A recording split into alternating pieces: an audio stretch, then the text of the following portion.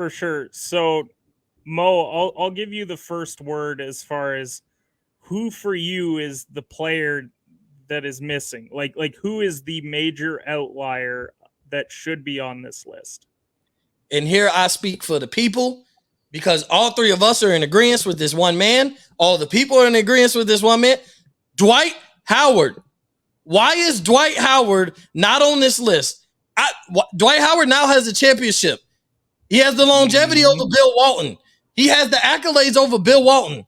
Why is he not over Bill Walton? Why is he not over Damian Lillard? Why is he not over Anthony Davis? Like, I'll talk to the young, like, bro, 8-time All-Star, 5-time rebound champ, 2-time block champ, won the championship as a role player, give you that, in 2020, 8-time All-NBA, 5-time All-Defensive, 04-05 All-Rookie Team, 3-time Defensive Player of the Year, all that, and he came out of high school.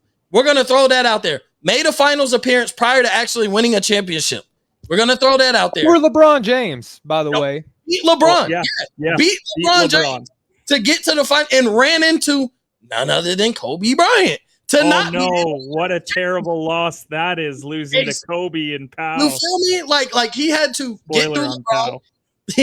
He had to get through LeBron and then hopefully end up like, bro, to be able to say that you beat LeBron and Kobe to ultimately win a championship would have been like one of the ultimate all-time championship type stories. Like, bro, he had to be the best player and beat a LeBron James-led Cavs and a Kobe Bryant-led Los Angeles Lakers. Like, that was almost an impossible task in the NBA at that point to ask a player to be able to actually do all of that.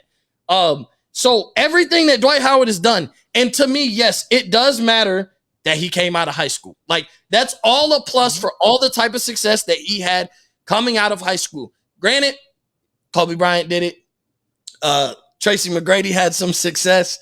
Kevin Garnett. Yep. There's some players that did have success, but there's also like Kwame Brown didn't. Not trying to knock on him, but there's guys who came out of high school or we were told we're ready to come out of high school. Yeah, I was just about to say, arguably the greatest high school player we've ever seen was deemed Sebastian Telfair. And obviously we know he didn't have the most success. I mean, he was okay at certain points. Johnson. Yeah, so like Kendrick Perkins. Yeah, Kendrick Perkins. Like, you say all that, and then, bro, like, and it's not like we're talking about he was the best center for, we'll say, what? A decade. For at least 8 years. We'll say at least 8 years because he made 8 All-Star games and was on 8 All-NBA teams. So he was probably like first team, most of them. Hands down, like literally head and shoulders the best center. And it wasn't a question. Do y'all remember when they was talking about LeBron was going to link with Dwight? Remember that prior to like teams or guys teaming up? Y'all remember when they thought LeBron and Dwight Howard? Like, do you remember how mad the rest of the NBA world was about, like, bro, if LeBron and Dwight Howard linked together like 10 championships, like, that's how dominant both of those players were, which goes to show how dominant Dwight Howard was as a center, because we thought that was unfathomable. Like, we were more got a ring together anyway, like 10 years later. They ran it back anyway and was able, like, and now they're running it back again, hopefully trying to win a championship. But all of that, and then he averages, here's would be the knock on Dwight Howard. 16 points and 12 rebounds for his career. That would be the knock because he's not a 20-plus point game guy. But if you take away his last 5 seasons, Dwight Howard actually averages 20 points a game. Dwight Howard was a consistent 18 points and 12 rebounds at the very least every year of his career until his last year in Houston. So, like, dominance. Like, he gets knocked for his years in Houston and LA, and he was dominant then. He still averaged 18 points and 12 rebounds. Charlotte and Atlanta. It was 18 points. He averaged, I think, like 16 points and like 12 rebounds in Charlotte, if I'm not mistaken. But everybody, all the other stuff, him and Kobe didn't get along, so you knock him for that. Him and James Harden didn't get along. He hated playing with James Harden, so you knock him for that. Social media didn't help him either. Yeah, social media didn't help. Some of the little run-ins he had doesn't help. But at the end of the day, like, I'm taking all that narrative-driven BS out just like y'all are, and we just look at how dominant he was.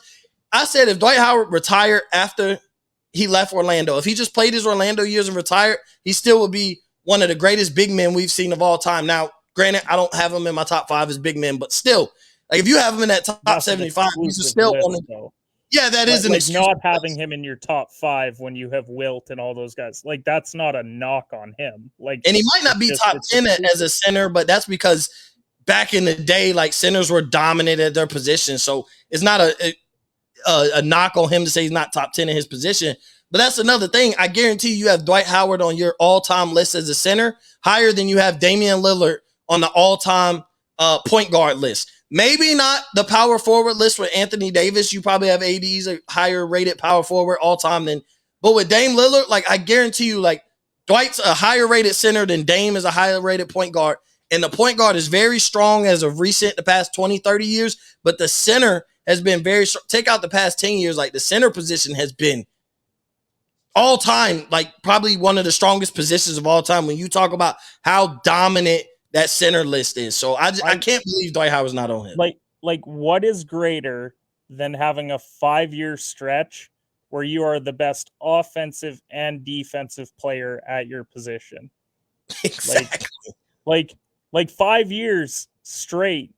And like then you throw in a couple more like all NBA second teams or whatever. So like 8 years of just being great. Like it, to me, it's insane. Like this is also where the championships, this is where the championship argument comes in as well, because you compare him to a guy like Dennis Rodman. Like he's a better offensive player than Rodman and an equal defensive player to Rodman, but Rodman's got 5 chips. Oh wait, who do you win those chips with? Jordan and what, the Bad Boys Pistons? Jordan and Isaiah? Like, he was never the best player on any team. He was never the second best player on a team. That's true. Even when he was with what? Bad Boy? He was Joe Even Dumars. in San Antonio as a youngin'. Yeah. So if we're gonna look at that, like, and Rodman's a 2-time All-Star, like All-NBA third team twice, like not to like knock him for that, but like, Rodman deserves to be on the list. He deserves to be on it, but if I have to pick between him and Dwight, then I pick Dwight.